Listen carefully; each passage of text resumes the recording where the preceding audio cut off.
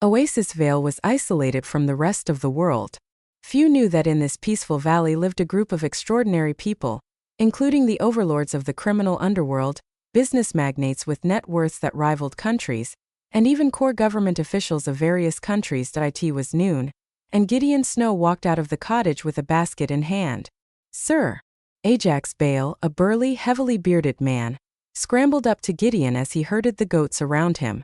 "As per your punishment, I have tended to the goats for a month. Today is the last day. What should I do next?" "You can start harvesting the wheat next." "That's my job, sir. What am I supposed to do if Ajax takes over?" Donald Ingleson, Chironi's Minister of Defense, asked with a pitiful expression. "You can be in charge of cleaning up the dung." "You got it, sir." Gideon had only taken a few more steps when someone approached him and reported, "Sir, Justin Mugler, the military commander of Magaria, and Paul Hodge, the king of destruction, are fighting." Frowning, Gideon asked, "Why?" At noon, Justin harvested some of the spring onions from Paul's fields to use in his cooking. Paul found out and took some of the lettuce Justin planted, so the two got into a brawl. Gideon rubbed his forehead, vexed at the pettiness of the issue. "Tell them I'm ordering them to stop at once. For their punishment, they are to help Hercule Wagner, the king of strength, with his task of relocating the mountain." "Understood, sir."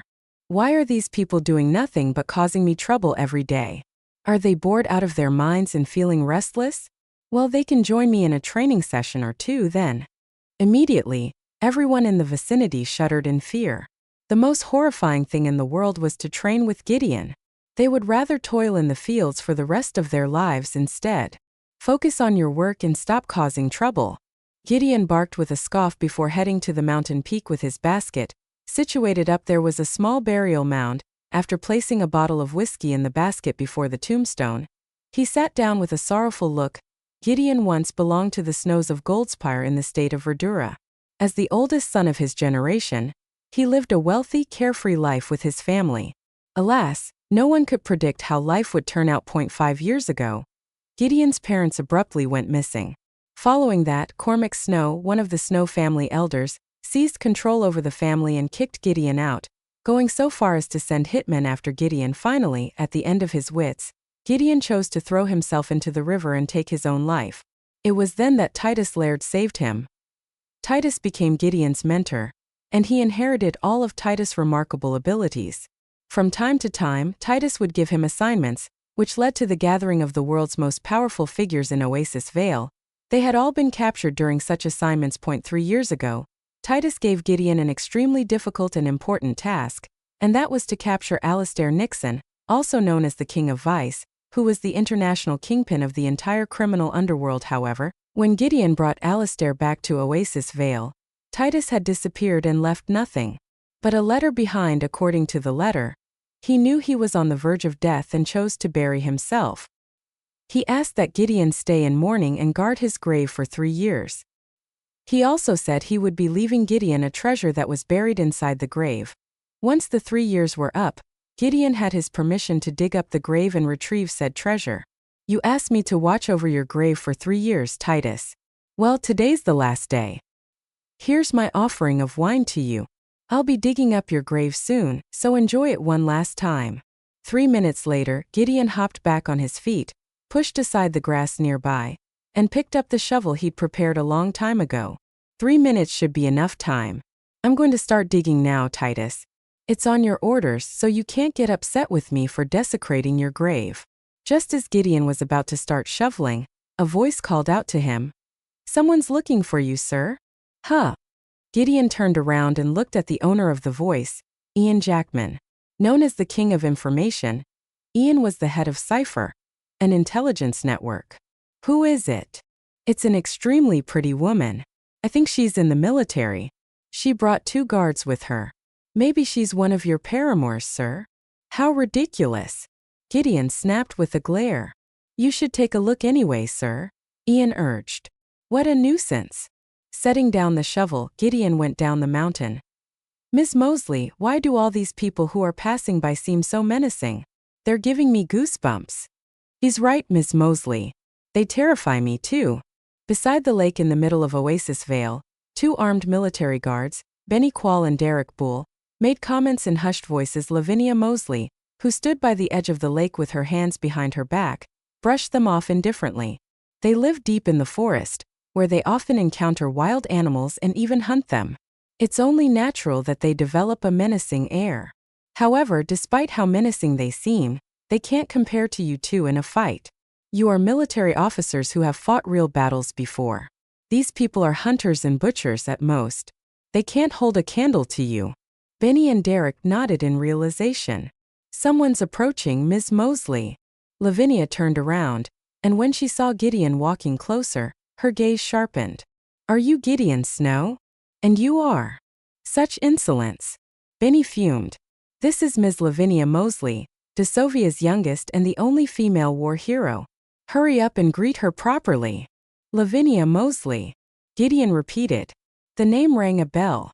It's fine, Lavinia said as she signaled for her guards to stand down. In a doubtful tone, she asked, Gideon, hasn't your father ever told you about the marriage agreement between us?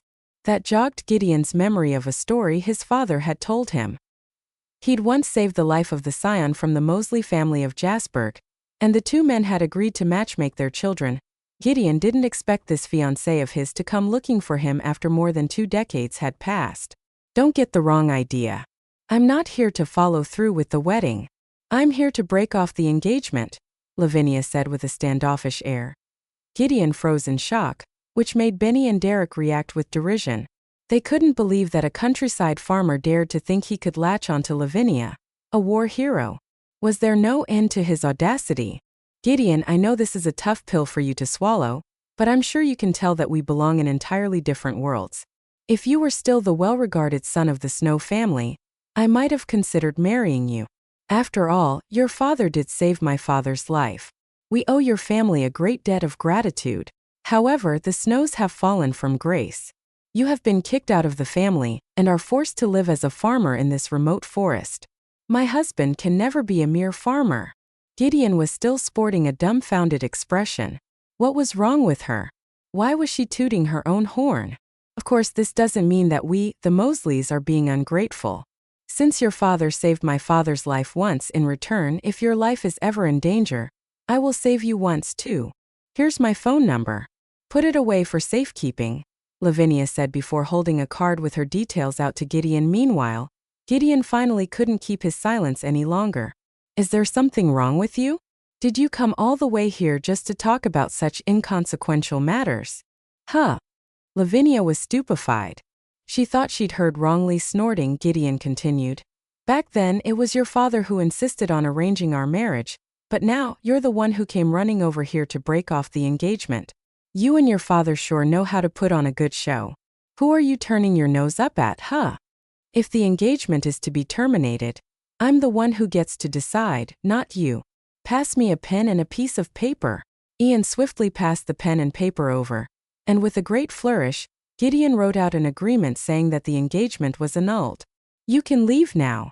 After tossing the agreement at Lavinia, Gideon turned around and walked off, feeling extremely furious. There he was wondering who had come. He didn't expect the visitor to be a woman with a few screws loose in her head. What on earth was her deal anyway? She had disrupted him amid his excitement over digging up Titus' grave. Lavinia's eyes widened in shock. Even as she stared after Gideon, she still hadn't quite wrapped her head around the situation. Gideon had just cancelled the engagement to her. In an instant, rage bubbled up inside of her. Her expression was as cold as ice as a murderous air slowly emanated from her. She, DeSovia's war hero, had just been rejected by a mere farmer. This was the humiliation of the highest order. It was unthinkable. Please calm down, Ms. Mosley. That man has shown you no respect. We will seize him so that you can issue him the punishment he deserves. Benny and Derek were about to put those words into action when the weather changed. A chilling breeze abruptly swept over them, and with it came an unnerving pressure that left them feeling uneasy. What's going on? Why did the weather change all of a sudden? Is a storm brewing? Benny and Derek were puzzled. They had no idea that it was caused by the powerful figures who were busy farming around them. After hearing what these men said about wanting to capture Gideon, the powerful figures reacted with rage. their murderous airs bursting out of them. "Forget it," Lavinia said as she shook her head. Sneering, she continued, "I get it. He only did that to salvage his pitiful self-esteem as a man. No one is allowed to humiliate you, Miss Mosley. It is a crime for him to disrespect you." Lavinia brushed them off with a wave of her hand. "Save it. On account of the fact that his father saved my father's life, I'll let him off the hook. Come. Let's go." The wind settled and everything went back to normal back at the mountain peak. Gideon had forgotten all about Lavinia. He raised his shovel and started digging at the grave in great anticipation. "I knew it. It's just as I thought. I knew you didn't die, you old bugger. You tricked me for 3 years." Gideon hadn't found a body in the grave, but he had expected as much. Titus had been an enigmatic figure who possessed extraordinary abilities. Why would someone like that abruptly claim to have come to his life's end and decide to bury himself? It was unthinkable. Nevertheless, Gideon couldn't disobey Titus, his mentor, so he had to do as told and guard the grave for 3 years. "If I don't get a treasure that's to my satisfaction, Titus, that means you wasted 3 years of my youth. I'll make you pay for that at some point," Gideon grumbled. Alas, even after combing through the entire grave thoroughly, he found nothing other than a letter. "You old con artist," Gideon ranted before opening the envelope with a scowl on his face. He found 2 pages of a letter. After he read the first page, his scowl of dissatisfaction was replaced by a moved expression. According to the letter, Titus had asked him to stand guard at the grave for 3 years to help him mature and rein in his aggressive nature. As the 3 years passed, even Gideon noticed that his present state of mind vastly differed from what it had been 3 years ago. He'd also honed his abilities and developed a stronger, sturdier foundation. "Since you went through all that effort just for me, I'll forgive you this once," Gideon remarked with a smile before reading the next page. Immediately, he started frowning. "You want me to head to Goldspire and marry Alara Seymour, the daughter of the Seymour family?" In the letter, Titus stated that when he was young, he and Isaac Seymour were war buddies. He owed Isaac a favor, and to repay the debt, he insisted that Gideon marry Alara. Moreover, he even wrote that if Gideon refused to do it, there would be severe consequences. Gideon was speechless. "You're the one who owes a favor, but you want me to marry Alara to repay it? How cunning." He was fairly reluctant to do it, but he had no choice. Titus was like a father figure to him. He owed Titus far too much. Besides, the threat of facing severe consequences made it impossible for him to do anything but comply. "Ian, come here." A silhouette dashed up the mountain at top speed. "Yes, sir?" Ian asked. "Give the word for me. Tell everyone to gather here."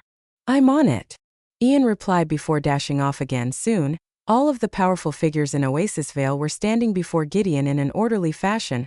Over the last few years, Gideon had captured quite a number of people, but he'd released many of them too.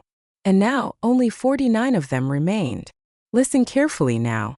I'm leaving Oasis Vale to settle some matters.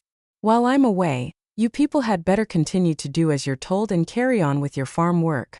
I'm sure you all know very well what will happen to you if you try to escape or cause any kind of trouble." The crowd shuddered. They wouldn't even dare to think of escaping. "Rest assured, sir, for we will definitely fulfill our responsibilities and work hard until you return." "Good," Gideon said with a nod. Just then, an old man stepped forward with a ring and a letter in hand. He asked beseechingly, "Sir, since you're leaving Oasis Vale, I was wondering if you could help me with something on account of my dutiful performance the past 2 years. He even got on his knees and looked at Gideon with a pleading expression. The old man was Simon Avila, the richest man in all of Verdura. Gideon still remembered how Simon ended up joining them here. Everyone else who had been captured and brought to Oasis Vale had committed crimes of varying degrees of severity. However, Simon had entered the group voluntarily, as Simon also hadn't done anything wrong in the last 2 years. Gideon asked, "What is it?" Overjoyed, Simon said, "Sir, please pay a visit to the Avilas of Goldspar. When you do, please pass this letter and ring to my granddaughter. When the time comes, you'll see why." "Goldspire, you say?" Gideon was heading there anyway, so he didn't refuse the request. After pocketing the letter and ring, he reminded the crowd not to cause any trouble before packing his things and setting off soon. He arrived at the nearest city and headed for the airport. He'd only just taken a seat at the departure hall when he heard a sharp screech. "Gideon Snow? How dare you tail us?" "Huh." Gideon turned his head around and saw two fully armed soldiers marching up to him. They looked like Lavinia's guards, Benny and Derek.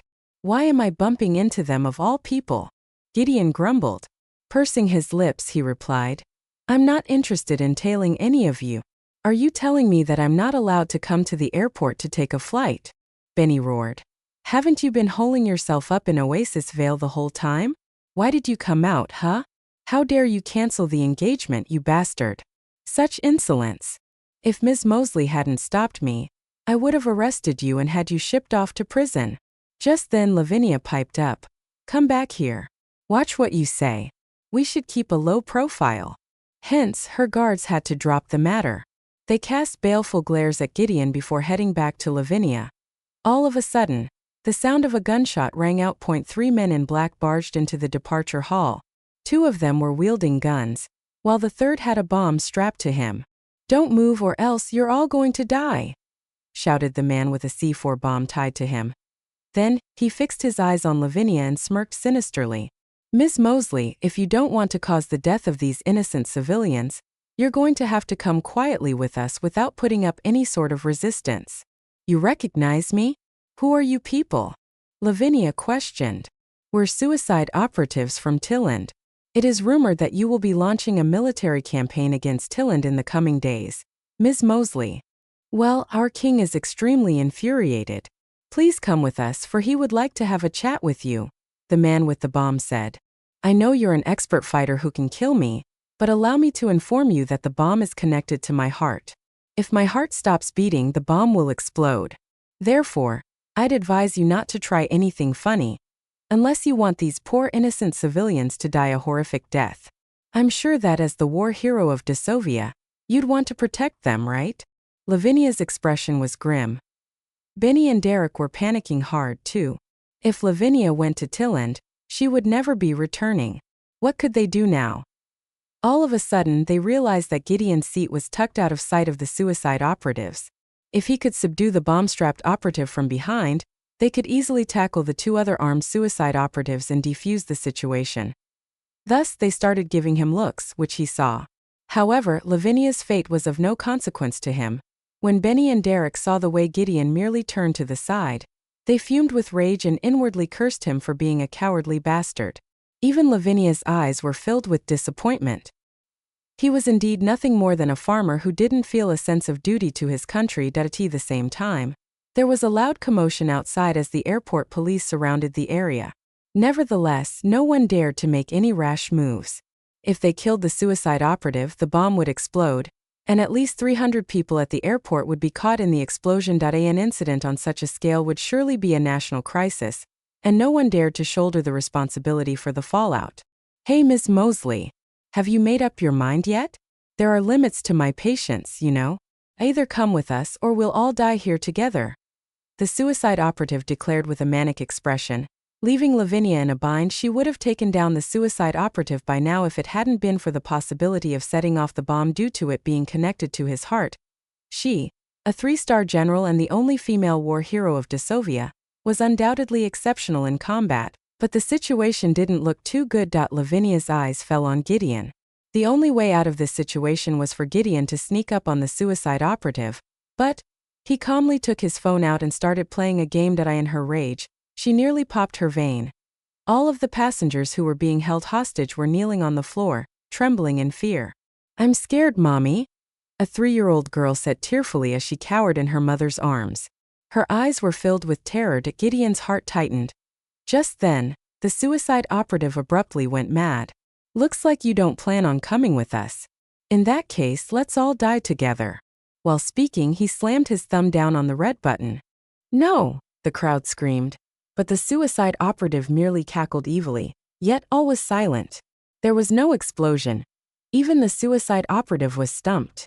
He kept spamming the red button, but nothing happened. He had no clue that a silver needle had been shot into the controller, cutting off the circuit. At the same time, Benny and Derek shot down the 2 armed operatives. While the bomb-strapped one was hit in all 4 limbs, and fell onto a pool of his blood. The airport police swiftly swarmed in to subdue him. "Let go of me. This is impossible. Why didn't it explode? Why?" The suicide operative screamed at the top of his lungs. "This proves that fate favors Dasovia and me," Lavinia declared icily. "Tilland has committed many atrocities, and will surely come to a terrible end. Take him away and interrogate him." Slowly, peace returned to the departure hall. The passengers, who were still reeling from the ordeal, came up to Lavinia with looks of awe and respect. "It is truly an honor of mine to see you in person, Ms. Mosley. As a war hero of Dasovia, you are indeed a gallant and heroic woman. With the blessing of God, you have protected us all, Ms. Mosley. You're incredible, Ms. Mosley." The passengers fervently expressed their gratitude. Meanwhile, Benny and Derek marched up to Gideon and roared, "Gideon, you coward!" Gideon hummed with a displeased expression. If God hadn't protected Ms. Mosley and the other civilians, a calamity would have befallen this place today. Derek shouted, "And you would have been responsible for everything. It would have been the result of your cowardice and incompetence." Even the chief of the airport police still felt a lingering sense of dread. He was in charge of maintaining security at the airport. If the explosion had occurred, he wouldn't have been able to avoid the blame for it. "You are indeed too reprehensible. How can a fully grown man be such a coward?" the chief chimed in. Their outbursts also stirred up the dissatisfaction of the passengers, who joined in to level criticisms at Gideon. "How detestable! What a coward he is! If God hadn't protected us all, he would have been the reason why we all died." "That's right. What kind of man is he? A useless one." No matter how indifferent Gideon was by nature, the crowd's rebukes angered him. Sneering, he repeated, "I would have been the reason why you all died? You've got to be kidding me. Why would your deaths have anything to do with me? You're the detestable ones for trying to pin this all on me. Also, I'd like to ask you about how you're managing security here at the airport, Chief. How did 3 armed thugs manage to get into the departure hall? Shouldn't you people be checking on your procedures and reflecting on where you went wrong?" Startled, the airport police chief had nothing to say. It was now time to board the flight. So Gideon walked off with his suitcase. He couldn't be bothered to waste his breath any further. Behind him, the crowd continued to curse him out even more harshly. Mommy, I think I saw what happened. It was that man who saved us," the young girl said, her eyes sparkling. "Don't be silly. He's just a cowardly man." "That's not true, Mommy. I really saw him. He threw a silver needle. And then it." "Stop being ridiculous, sweetie," the young girl's mother said while patting her on the head. She didn't believe a single word the young girl said. Meanwhile, Benny and Derek gnashed their teeth in anger as they watched Gideon leave. When they found that he was boarding the flight to Goldspire, they became even more outraged. "Ha! He claimed he wasn't tailing us, but look, he's heading to Goldspire too. Please give me the order, Ms. Mosley, and I'll arrest that bastard." "There's no law against him going to Goldspire," Lavinia replied with a shake of her head before boarding the plane with her guards. Soon, Benny and Derek received a report from the airport police. "Ms. Mosley, the police said that those 3 weren't the only suicide operatives from Tilland. There are many others who may be targeting you as well. You'll have to be extra cautious." Lavinia scoffed. My. Tilland must be dying to be wiped off the face of this planet. I can't believe how brazen they're being." Benny continued, "There's one other lead, Ms. Mosley. The bomb didn't go off because a silver needle had cut off the circuit." "A silver needle?" Lavinia was stunned. Had someone secretly intervened? She subconsciously cast a glance in Gideon's direction. Could it possibly have been him? That was impossible. How could a farmer do such a thing? In any case, she didn't notice anything anyway. Figuring she was being ridiculous, she put that thought to rest. 3 hours later, the plane touched down at Goldspire International Airport. "Sir." As soon as Gideon stepped out of the airport, a respectful voice rang out behind him. He turned around and saw a muscular man standing behind him with a timid yet servile expression. "You are? Have you forgotten me, sir? I only left Oasis Vale last year. It's me, Leopold Sullivan," Leopold said meekly. Some of the surrounding people who saw this scene were so shocked that their jaws dropped. "Isn't that Mr. Sullivan?" the boss of the criminal underworld in Goldspire? He's said to be a proud man who reigns supreme in Goldspire. Why is he behaving so cautiously in front of that young man? Who is that young man anyway? Who else could it be? I bet it's the scion of some prominent family with a powerful background. Why else would Mr. Sullivan treat him with such respect? The crowd eagerly gossiped among themselves. Meanwhile, Leopold's introduction did the trick. Having recalled who he was, Gideon chuckled and said, "Oh, it's you, Leo." Despite being addressed in such a casual manner, Leopold wasn't mad at all. On the contrary, he looked thrilled. "It's my honor that you still remember me, sir. I heard from the buddies back at Oasis Vale that you'll be coming to Goldspire, so I came here to wait for you. You don't have a place to stay yet, right, sir? Why don't I make the arrangements for you? Do allow me this chance to serve you, sir." Gideon pondered briefly before nodding. "Sure.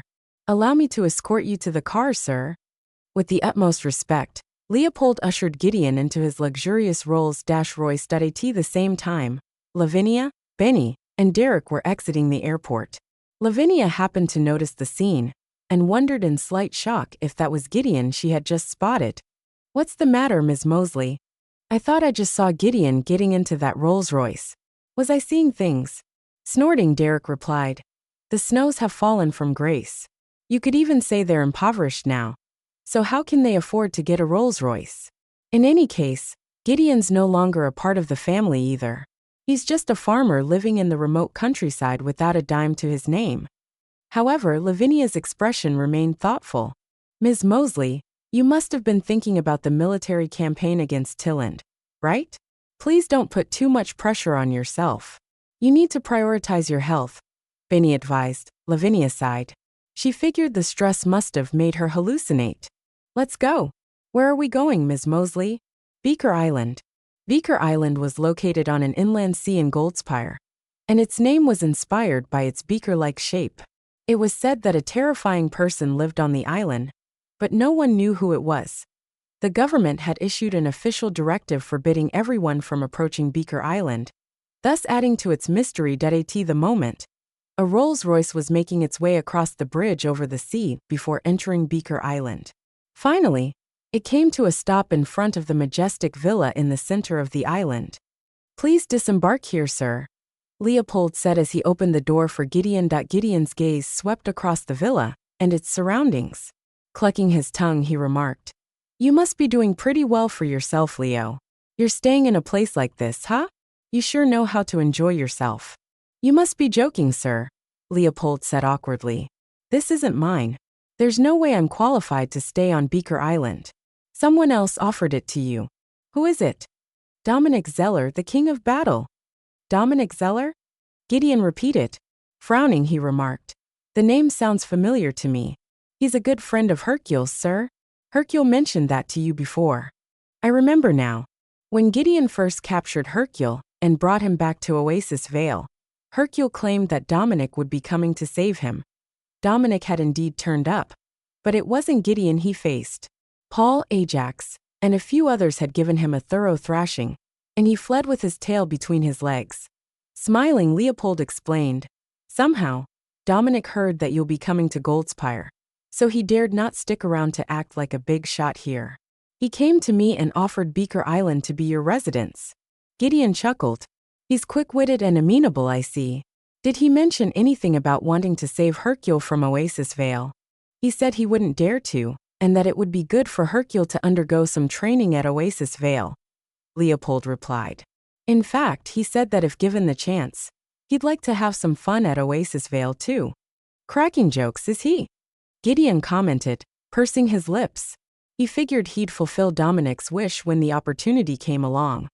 They walked into the villa and were greeted by the lavish decor that made it look more like a breathtaking palace. Leopold brought out a list of names and said, "As we weren't sure about your preferences, sir, no arrangements have been made for your team of maids and household staff yet. Here's a list of potential candidates for you to choose from." Shaking his head, Gideon said, "It's fine. I like my peace and quiet, and I can take care of myself. I don't need any maids. If there's nothing else, you can go now." "All right, sir. If you need anything, you can get in touch with me at any time." I wield a certain level of control here in Goldspire, and I can definitely help you with whatever tasks you may have for me. Got it. Once Leopold left, Gideon walked around the entire place. Once he confirmed no one was hiding inside the house, he went to the bathroom. He drew himself a bath and let out a relaxed sigh as he soaked in the water. Meanwhile, a jeep made its way onto Beaker Island. Ms. Mosley, Beaker Island is a restricted area. Goldspire's local government issued an official directive forbidding people from approaching it. I know that. Lavinia replied with a nod before walking up to the villa. However, the government directive only applies to ordinary civilians. It's not the same for me. I'm here on official business. What is it? Do you know who lives on Beaker Island? Benny and Derek shook their heads. With her eyes flashing brightly, and in an odd tone she declared, Dominic Zeller, the King of Battle, lives here. What? They were thunderstruck. The one who single-handedly shot down 6 of the enemy's war heroes during the fight at the border of the northern wilderness. The one who headed solo into enemy territory beyond the eastern plains, and fought through thousands of soldiers to behead the enemy's military command. The one who once vanquished 3 of the enemy's warships at West Sea. Benny and Derek rattled out a list of Dominic's battle achievements, each one more shocking than the other. Even Lavinia was getting emotional. That's right. That's him, she affirmed solemnly. Even before I became a war hero, he had already made a name for himself. You could even say he's my role model. Although he's not part of the military, he has spent much time patrolling our borders. He has contributed greatly to the safety of our nation. However, 2 years ago, Mr. Zeller vanished without a trace. No one knows why. A month ago, I finally got in touch with a senior member of Cypher. I had hoped Cypher could provide leads about his whereabouts, and I finally got one. Mr. Zeller has been living in seclusion here on Beaker Island. Lavinia was bursting with anticipation at the thought of meeting her role model. Is he really here, Ms. Mosley? Benny asked. There are tire tracks in front of the villa, and they look new. Plus, there are footprints on the steps as well. These all prove that someone stays here. And I'm certain it's Mr. Zeller. It won't be easy for me to lead the military campaign against Tilland.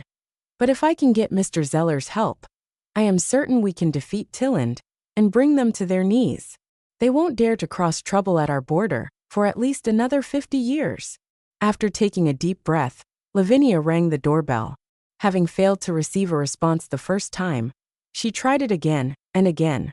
Once she'd rang the doorbell 4 times, she stopped and bit her lip. Then she shouted, Mr. Zeller, I know you're in there. I know you're refusing to open the door on purpose. My name is Lavinia Mosley, and I'm a war hero who's currently serving in the military. I've come here specifically to extend an invitation to you to join me in launching a military campaign against Tilland. Perhaps you have heard about Tilland's deplorable deeds. They have constantly caused trouble along our border, killing and pillaging civilians wherever they go. You've once reigned supreme at the border, and you are a hero who fought for this nation.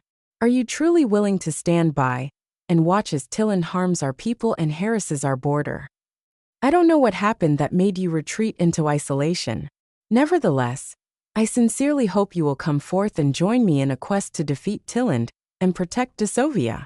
I beseech you to accept my offer. Once Lavinia finished her speech, she even bowed to the door. Alas, silence was the only response she got. Benny and Derek were outraged. Lavinia had already shown such great humility despite her rank. But Dominic didn't show himself. He didn't even bother responding to her. He was being far too arrogant. Let's just forget about it, Ms. Mosley. I bet Mr. Zeller is just a coward. Watch what you say, Lavinia admonished. She took a deep breath and shouted, I won't give up, Mr. Zeller. I'm going to stay right here in Goldspire. I'll keep coming back until you agree to join me. In the end, Lavinia left with a disappointed heart. She had no clue that the person residing in the villa now wasn't Dominic but Gideon, the farmer she looked down on. Meanwhile, Gideon had dozed off while lying in the bathtub without hearing a single word Lavinia said. 1 hour later, he woke up and got changed. Deciding it was time to visit the Seymours, he went to the garage and picked out a BMW before setting off. Things were fairly heated up at the Seymour residence.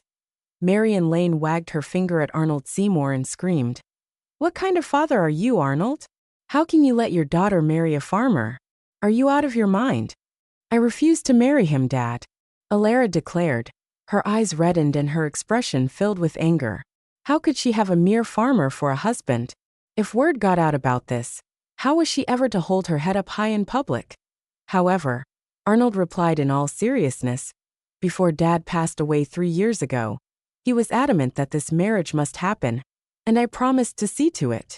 If I break my promise, he won't be able to rest in peace.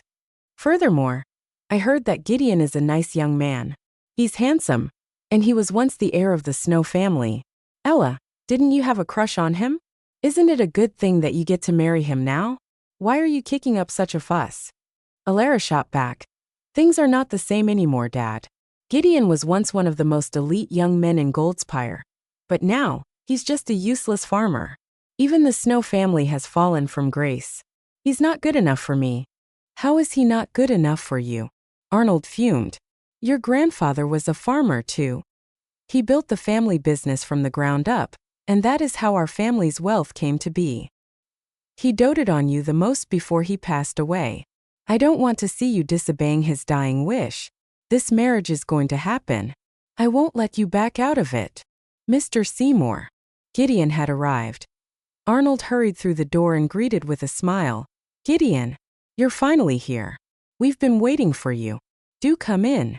Gideon didn't expect Arnold to be this welcoming. As Arnold ushered Gideon into the house, he called out, Ella, hurry up and head to the city hall with Gideon to get the marriage registered. I'll pick a good date for you guys to have the ceremony. I don't want to, Dad. If you don't listen to me, I'll freeze your bank account and cut off your allowance. I'm not letting you have your way with this. You're going to do as I say. Anyone who protests will suffer my wrath. The threat of having her fund cut off was akin to putting Alara in a chokehold. She dared not protest any further. Hurry up, Arnold repeated, his tone leaving no room for further argument. That was the end of the conversation, and Alara had to do as he said. Walking out of the city hall, Gideon eyed the marriage license with a dumbfounded expression. Just like that, he'd become a married man. He had a wife now. Gideon, I advise you not to have any ideas about me. We belong to 2 different worlds. I only registered the marriage to appease my dad. Given time, my dad will realize all of your incompetence and inadequacy. Then, he will definitely ask me to divorce you too. In the meantime, you live your life and I live mine. We won't have anything to do with each other, and we're certainly not sleeping together. If you dare to cross the line or harbor any designs on me, then don't blame me for not going easy on you, Alara declared. Gideon was speechless. Why was he dealing with yet another overly self-confident and deluded woman like Lavinia? Interpreting Gideon's silence as awkwardness, Alara sighed. What a cruel twist of fate this is. You were once the heir of the Snow family and one of the 4 elites of Goldspire, but look at what has become of you now. Things are not the same anymore.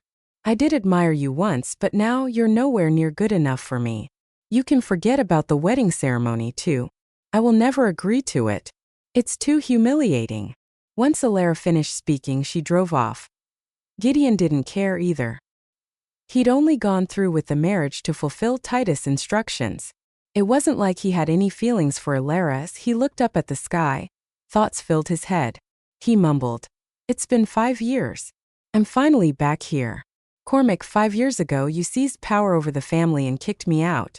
You even sent hitmen to kill me. I guess you think I'm long dead by now, huh? His eyes glinted with hostility. Now that he had returned to Goldspire, he was determined to enact vengeance for the past. Compared to what it had been 5 years ago, the Snow residence now looked a lot shabbier. Even the lion statues by the entrance had missing pieces. The Snows had gathered inside the main hall, and they were all eyeing a lavishly dressed young man with expressions of fury. Time's up. The young man, Eric Gross, snapped his fingers and adjusted his glasses before continuing. Have you made up your mind yet, Cormac? Are you signing the contract or not? Cormac Snow, once merely an elder but now the head of the Snow family, was sitting in the center of the hall, and he was brimming with rage. Eric was the son of the Grosses of Goldspire. He had come over today to buy out Snow Corporation with a meager offer of $1 million. That was no sincere buyout, of course. It was clearly an attempt to humiliate them. Back when the Snows held a prestigious position in society, the Grosses had been nothing more than sycophantic lackeys who did their best to latch onto the Snows. But now the Grosses had surpassed the Snows. All of the Snows present felt deeply frustrated and aggrieved. Sneering, Eric declared, "I've shown you enough courtesy and given you enough time. Do you really think I came over to discuss this with you? Ha! Do you even think you're qualified for that? Whether you like it or not, you're signing this contract today. My family has already gotten in touch with several others. We're all poised to strike Snow Corporation with every sanction and roadblock possible. Your company is already having a hard time. How much longer can it survive if all of us join forces to launch corporate warfare against you? When the time comes, you'll be forced to go bankrupt. Not only will you not get a single penny, but you'll even be in debt." Cormac was bursting with rage. "You Grosses are going too far, Eric. Going too far, you say? Ha! I'm just stating the facts. Back then, didn't you Snows act all high and mighty? Didn't you people look down on my family? I bet you never considered the possibility that the tides could change this much," Eric taunted. "Under your leadership, Cormac, the Snows went from being an elite family to an impoverished one in just 5 years. My, you're nothing but a dumb fool. You," Cormac bellowed, his face turning scarlet. Eric's words struck a raw nerve, and he was humiliated that his inadequacies were being pointed out in public. "Hurry up," Eric said impatiently. "I'm losing my patience." The rest of the Snows were overwhelmed with anger and sorrow over the situation, while Cormac looked like he'd aged a decade in just a blink of an eye. He slumped against the back of his chair with a dead look in his eyes. The family was done for. "Walter," Cormac called out. He pointed at the contract and said, "Sign it." "Dad," Walter Snow protested. He couldn't accept this outcome. Smiling wryly, Cormac said, "Mr. Gross has made himself clear. If we don't sign it, the other families will do whatever they can to sabotage the company, and the company won't survive such attacks. Instead of going bankrupt with a massive debt to pay off, we might as well walk away with $1 million. Chuckling, Eric said, "That's right. Now hurry up. Stop wasting my time." Walter had no choice but to sign the contract. After Eric picked up the signed contract, his eyes flashed cunningly. In a mocking tone, he said, "Oh, by the way, the contract doesn't stipulate when you'll receive the payment of $1 million. You'll just have to wait for a while." "What did you say?" Cormac exclaimed, his expression darkening. Everyone else was infuriated as well. "You tricked me, Eric. It doesn't matter what you say now. After all, the contract is signed and Snow Corporation belongs to me now. Goodbye." Although the Snows were fuming, no one dared to stop Eric from leaving. But just then, a tall figure appeared at the entrance and stood in Eric's path. "Who the hell are you?" Eric snapped with a glare. Narrowing his eyes, Gideon remarked sarcastically, "It's been a few years since we last met, Eric. Looks like you've gotten pretty arrogant." "Huh." The voice sounded extremely familiar to Eric, and after taking a closer look, he jumped back in alarm, crying out, "Gee, Gideon!" All of the Snows tensed up at the name. Gideon? It was a once familiar name that now sounded foreign to them. "It's a ghost!" Walter screamed as all the color drained out of his face. The Snows started panicking too. Gideon was supposed to have been dead for 5 years now. How could he be back? Was it a human or a ghost? "You must be shocked, huh? Well, I'm not dead and I'm back now," Gideon said mockingly without explaining any further. Looking at Eric, he asked, "What are you doing here?" Eric swiftly composed himself. Times were different now. Gideon was no longer the wealthy scion that he had to be subservient to.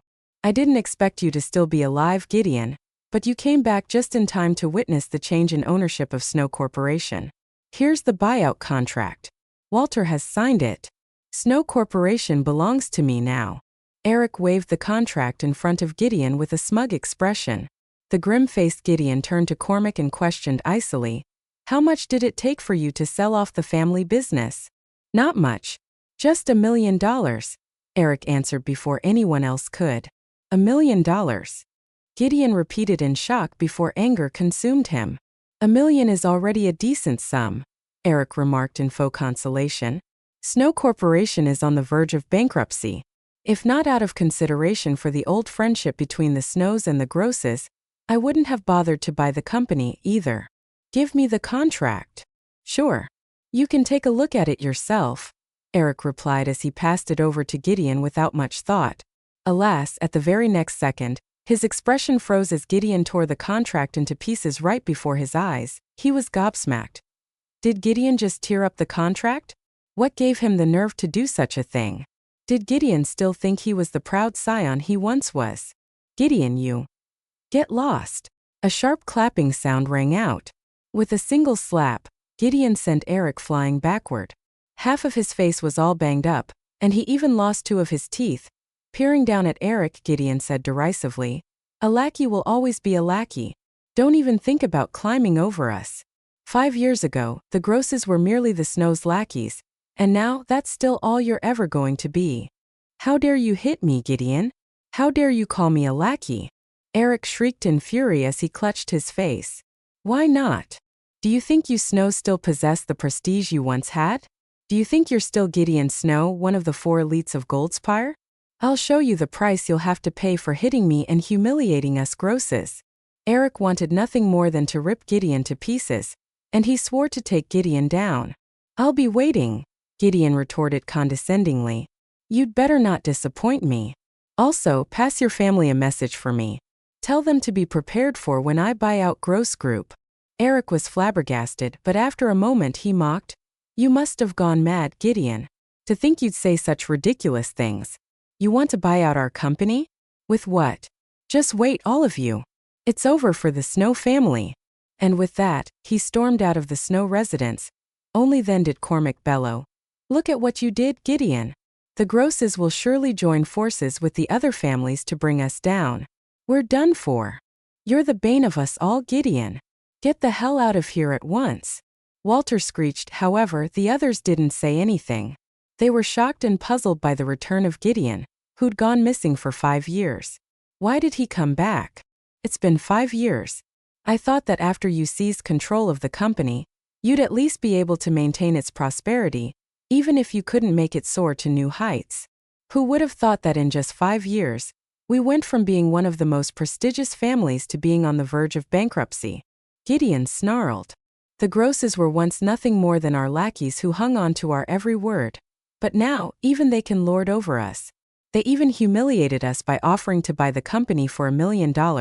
And worse still, you people signed that contract. Is this all you're capable of, Cormac?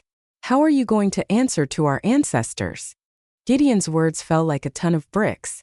Cormac's eyes bulged out of his ashen face. Though he swallowed and tried to speak, no words came out. However, Walter shouted, Gideon, you were already kicked out of the family.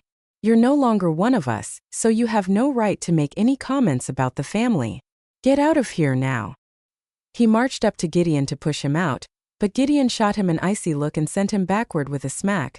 Glaring murderously at Cormac, Gideon asked, You kicked me out of the family and sent hitmen after me.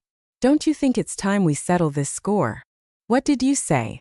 All of the other Snows jumped at that. They only knew that Gideon had been kicked out. No one knew he'd been hunted down by hitmen as well. Immediately, they all glowered at Cormac. Seeing this, Cormac knew it was over for him.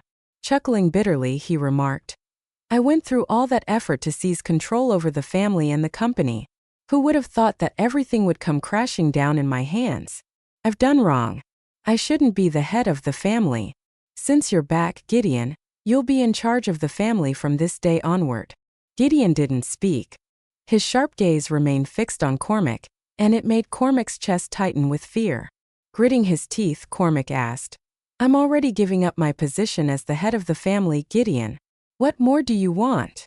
Your first offense is usurping control over the company, taking what doesn't belong to you. Your second is sending hitmen after me in an attempt to kill me. Your third is causing the decline of the family wealth, due to your extravagant spending and lack of accomplishments.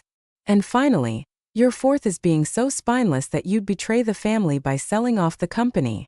Every single one of Cormac's misdeeds had been spelled out clearly, leaving him pale and trembling uncontrollably. And in the end, Gideon declared, You should take your own life. Cormac looked as though he had been struck by lightning. He couldn't believe that Gideon wanted him to take his own life in penance. No. Walter roared as he came charging at Gideon. Do you think you're God, Gideon? What gives you the right to pass judgment on my father? Are you questioning me? Gideon fired back as he shot Walter a look through the corner of his eye. Instantly Walter froze solid. The look Gideon had given him consisted of nothing but arrogance, hostility, and the absence of all emotions. Walter felt as if he would be beheaded if he said one more word. Crumbling under the dominance that Gideon exerted, Walter crumpled to the floor, his body shaking. The other Snows exchanged glances and said nothing either. In the last few years, Cormac's recklessness and Walter's overindulgence led to the downfall of the Snow family, and they'd long since harbored much resentment for that. Now that Gideon was back, perhaps he could revive the family's former glory. Take your own life. Those few words struck deep within Cormac's soul. Stricken with terror, he wanted to speak up just like Walter had, but the look in Gideon's eyes made his mind go blank just then. A young man thoughtfully tossed a machete over to Cormac. Take your own life. The other Snows chorused as well. The words echoed in Cormac's head. Overwhelmed by despair, he sobbed as he reached for the machete. No. Walter cried out in horror as it was. From the moment Gideon showed up, Cormac knew he had no way out. Eyes filled with hopelessness, he pleaded. I admit to the 4 things you said I did, Gideon. I will pay with my life. My only request is that you let Walter off the hook. He's your family. He grew up with you. Please have mercy on him. Once he finished speaking, he brought the machete to his neck in one swift motion. Blood gushed out. Cormac was dead. Dad! Walter screamed at the top of his lungs. He was beside himself with sorrow. My dad died because of you, Gideon. You're a murderer. I'm going to report you to the police and make sure you go to prison for this. Ignoring Walter, Gideon looked at Fred Snow, the young man who tossed over the machete, and instructed, Fred, take Cormac's body as well as Walter out. Toss them both at the mass burial ground. You got it. Fred was more than happy to comply back then. He had gotten along fairly well with Gideon. He also deeply resented the way Cormac and his immediate family ruled over the others with an iron fist, wasting the family's financial resources and bullying the others in the extended family. Fred, what are you doing? I've been fed up with you for a long time now. To hell with you, Fred said as he punched Walter in the head. Walter's head was spinning as he shouted, Kill me. I dare you. Wilbur will avenge me. Cormac had 2 sons, with Wilbur being his oldest and Walter being his youngest. Gideon recalled that when he was little, Wilbur left the family in search of mentors who could teach him martial arts. Meanwhile, Fred punched Walter one more time to knock him unconscious before hauling him and Cormac's body out of the residence. Gideon took a seat, and all of the Snows greeted him as the new head of the family. Sir, the family's business flourished under my father's leadership. Snow Corporation was his life's work. I won't let it go bankrupt. I won't allow the family to go down like that. Since Cormac is dead, I'll consider the past settled. From today onward, you all just need to focus on doing your job. I will make arrangements for the company. You just need to carry on with work as usual and fulfill your responsibilities. Sir, the Grosses will come after you for hitting Eric. Someone piped up worriedly. Don't worry about that. I'll handle it. Just focus on doing your part. Also, what's going on with Wilbur? Has he ever returned in the last few years? Everyone shook their heads. Get on with your day, Gideon said, dismissing them with a wave of his hand. Once everyone left, Gideon sent a text and soon Leopold rushed over. Congratulations on reclaiming your position in the Snow family, sir. Snow Corporation has fallen on hard times. Arrange a few projects and business deals for the company. Gideon instructed. Sir, with your power and influence, you can easily ask all of the tycoons and magnates to help the Snow family, and make it the top family in Goldspire in next to no time. There's no rush, Gideon said. The Snows have slacked off in the last few years. They need to be trained once more. Turning things around overnight won't serve them any good. You're right, sir, Leopold replied. I'll make the arrangements right away. Right after Leopold left, Gideon received a text from Ilara, and more surprisingly, she was inviting him to join her for a meal.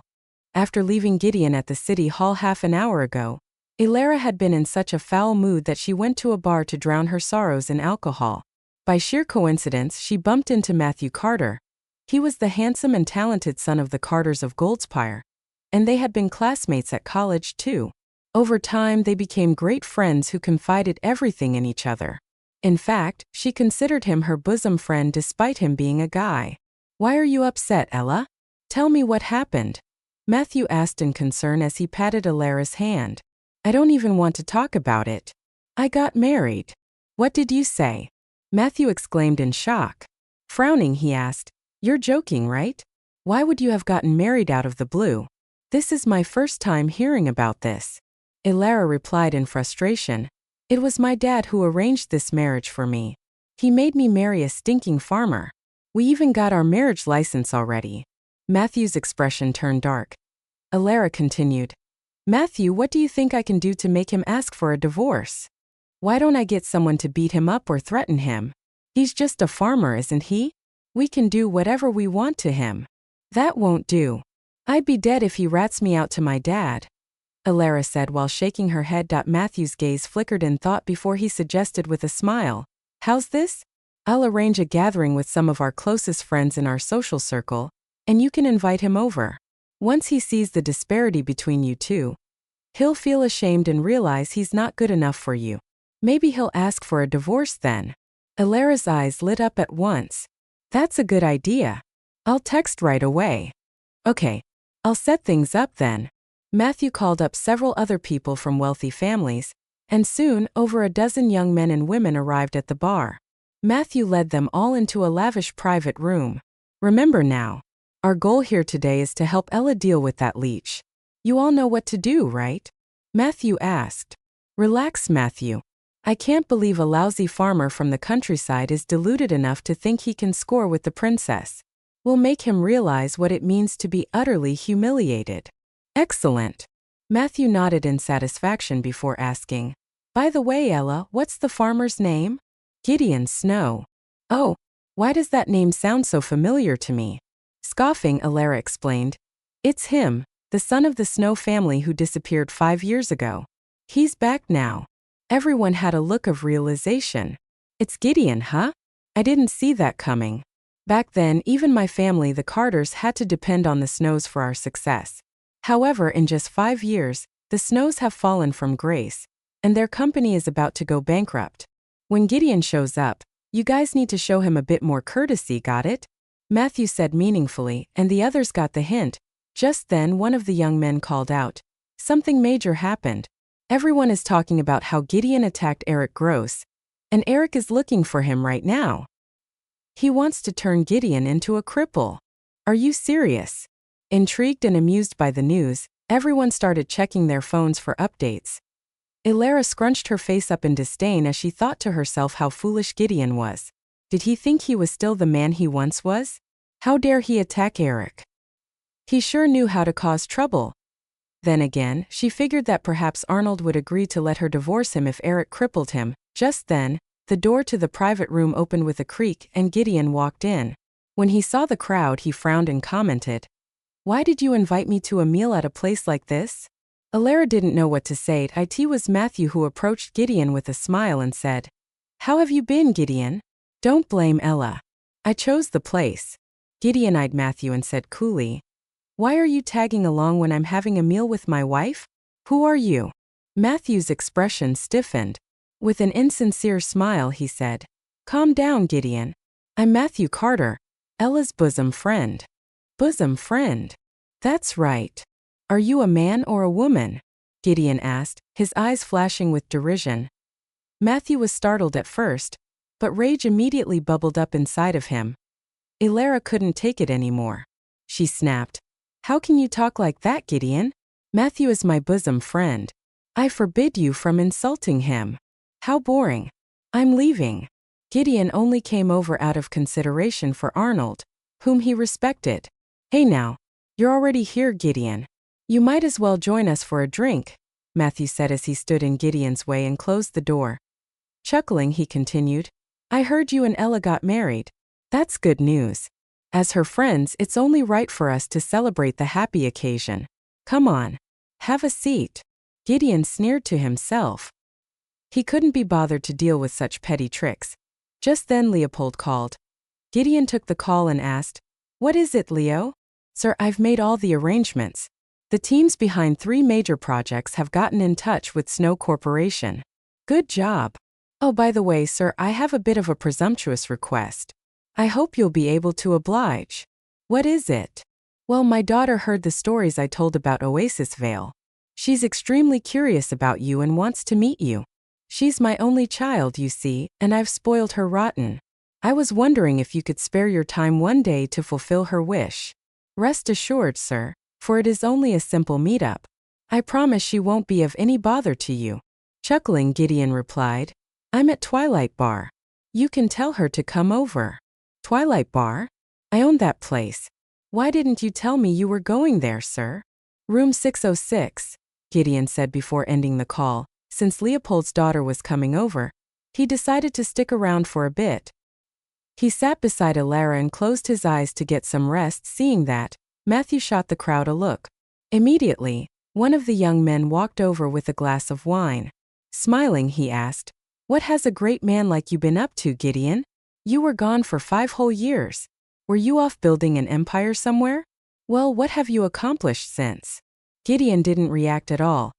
Expression darkening, the man mocked. "Don't tell me you haven't accomplished anything, Gideon. What have you been doing in the last 5 years, then? Were you off having fun? You sure made a huge mistake back then. The Snows have fallen so far from grace that they're on the verge of bankruptcy." Upon seeing the continued lack of response from Gideon, the man was hopping mad.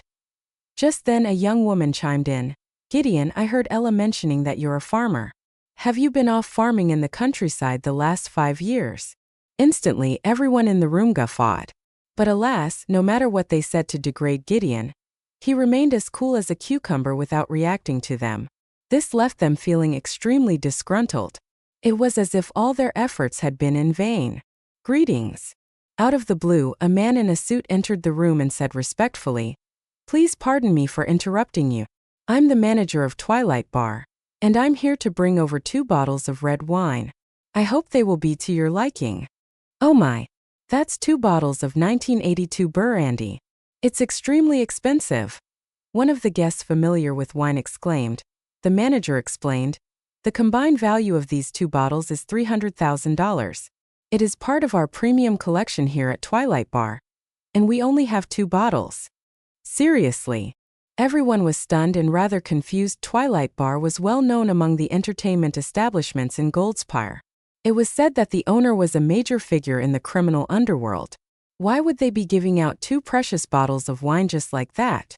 "Who is the wine for?" "My superior says it's a gift for an honored young man here, but I am not aware of his name. Please enjoy. Feel free to let me know if you need anything."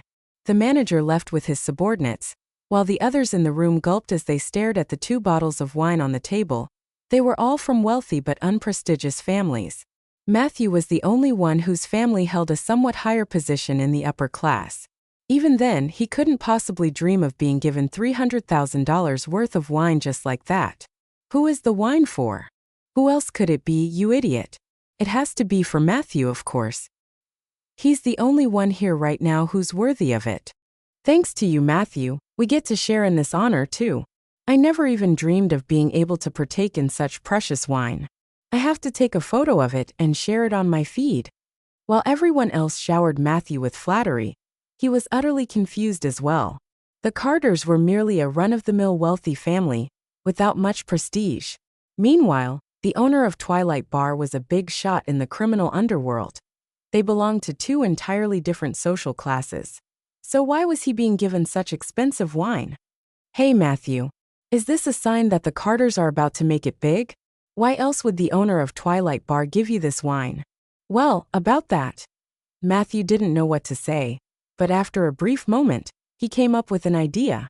Straightening up, he said with a smile, "Since this has happened, I won't try to hide it any longer. A few days ago, I had the honor of receiving the recognition of the chairperson of Avila Group.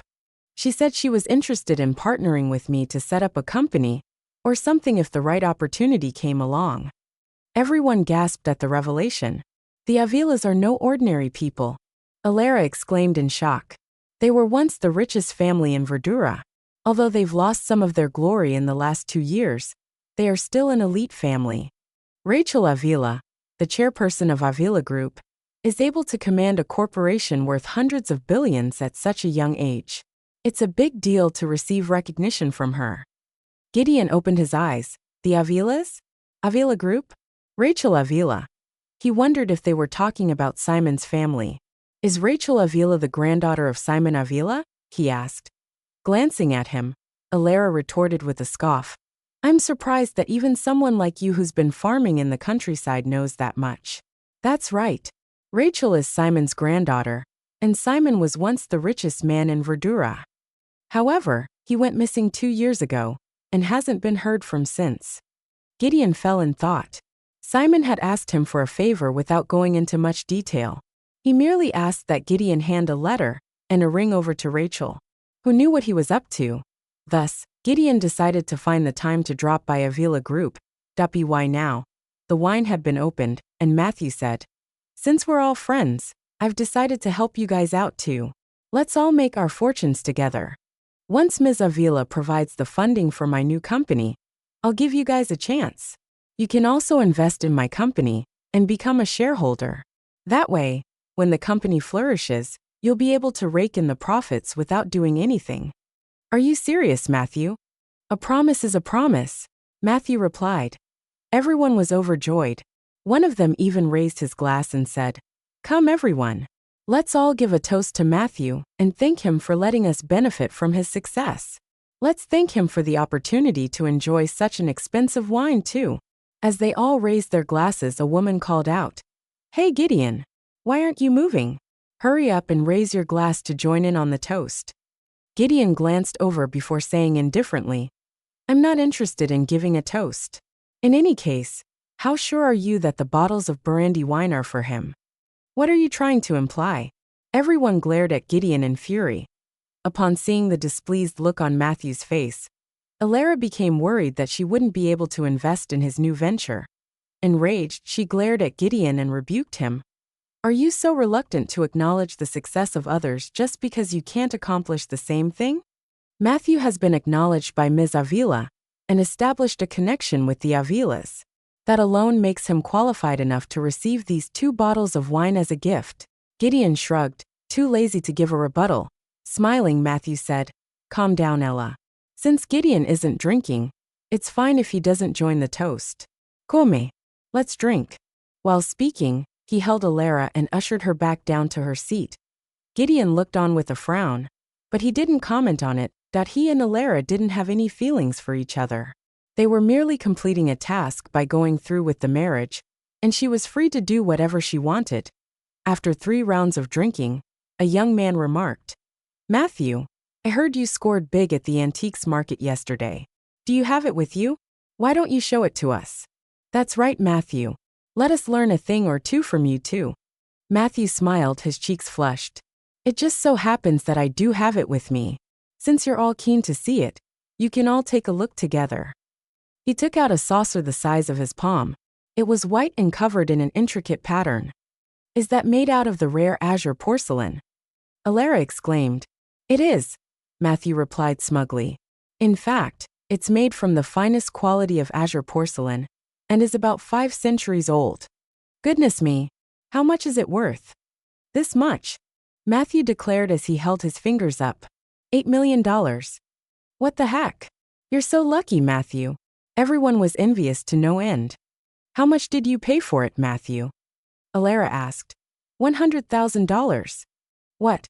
You only spent $100,000 to get something worth $8 million in return? You're incredible, Matthew. Gideon couldn't help but snort at the sight of their endless stream of praise as they awed at the so-called treasure. Why are you laughing, Gideon? What are you up to now? Sorry, I couldn't hold it in, Gideon said with a wave of his hand. You guys go ahead. Ignore me. Hold it. You'd better explain yourself properly, one of the guests insisted. Earlier on, you doubted that the wine was for Matthew, and now, you're laughing for no reason when Matthew brought out this antique. Could it be that you're doubting the authenticity of the antique as well? Well, I'll be honest with you. That's nothing but a plain old saucer worth $2 at most. I can't believe you guys are treating it like it's some kind of treasure. Gideon replied. Much to everyone's shock, Alara's temper flared up. She raged. If you have nothing good to say, just keep your mouth shut. Gideon, what does a farmer like you know about antiques anyway? Since you're clueless, you should watch what you say. Don't be such an embarrassment. Matthew tugged on Alara and said pleasantly. Ella, since Gideon said as much, I'm sure he has his reasons. Let's hear what he has to say, scoffing, Alara declared. Gideon, if you can't explain yourself, you'd better apologize to Matthew right away. Gideon didn't bother to respond to her, but that only fueled the crowd's contempt. Go on. Talk. Why aren't you speaking? Cat got your tongue. He was just trying to draw attention to himself. How disgusting. Hurry up and apologize. Vexed by their scathing remarks, he uttered icily. If it's real, it won't be damaged by a little fire. Set it on fire. Set it on fire. Everyone was dumbfounded. Matthew said. I've tested it using the method you suggested, Gideon, and it has passed the test, proving that it's the real deal. Gideon picked up a glass of wine from the table and poured it over the saucer before saying, Set it on fire now. It doesn't need to be very hot, just enough to boil water. Then we'll be able to see if it's the real deal. Hey, you bastard. It looks to me that you're just trying to cause a scene. Not only did you waste such an expensive wine, but you even got it onto Matthew. Are you asking for a fight? A few of the young men were outraged, but Matthew signaled for everyone to quiet down before he said, Gideon, since you insist that I set it on fire one more time, I'll satisfy your wish. However, I'll say this first. If it's damaged because of the fire, you have to pay me back for the loss. If a regular fire is enough to damage it, that means it's a fake. What do you want me to repay you with then? Shall I give you $2 for it? Gideon teased. Matthew's expression stiffened. Without wasting any more of his breath, he had one of his buddies fetch a flamethrower to set the sauce on fire in front of everyone. Alara was panicking hard. Keeping her voice down, she rebuked Gideon. Are you trying to cause trouble for my family? If it gets damaged, you'll need to compensate Matthew with $8 million. Do you have that kind of money? Once that happens, it'll be my dad who has to fork out the money. You're such a jinx. Feeling rather speechless, Gideon snapped back. Is there something wrong with your ears? Didn't I say that if it does get damaged from a small fire like that, it's clearly a fake? Why would I need to compensate him? How can it be a fake? Before Alara could finish her sentence, someone cried out. Oh my goodness! Look, as the saucer burned in the fire, its lines slowly started disappearing. After 10 minutes, it turned back into an ordinary white saucer, the kind that could be found in even the cheapest eateries. Everyone's jaws dropped. Even Matthew was stupefied. He couldn't believe it. He'd spent $100,000 on that. You spent $100,000 to buy a saucer worth $2. Are you sure that someone of your wits would be recognized by the chairperson of Avila Group? I have good reason to doubt your claims.